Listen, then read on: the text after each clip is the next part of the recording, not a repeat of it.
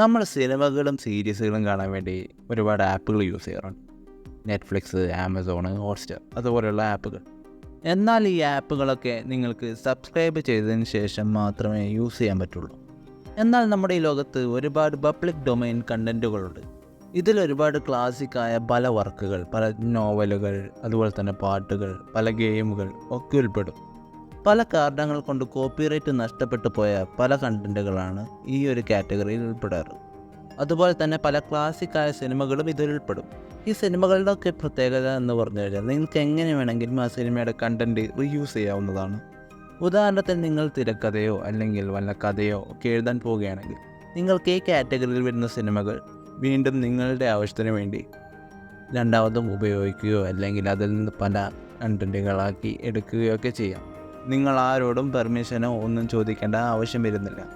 മെട്രോപൊളിസ്, the night of the living dead, the man who laugh, ഇതൊക്കെയാണ് copyrighted free ആയിട്ടുള്ള നല്ല സിനിമകൾ.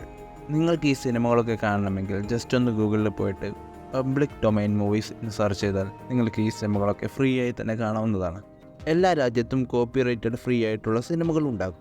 പക്ഷേ അതൊക്കെ ഓരോരോ രാജ്യത്തിൻ്റെ നിയമം അനുസരിച്ചിരിക്കും എപ്പോഴാണ് ആ കണ്ടൻറ്റ് കോപ്പിറൈറ്റ് ഫ്രീ ആവുന്നു എന്നുള്ളത്.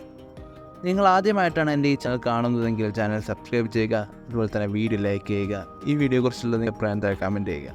മറ്റൊരു ഇൻഫർമേറ്റീവായ വീഡിയോയുമായി ഞാൻ വേഗം വരാം.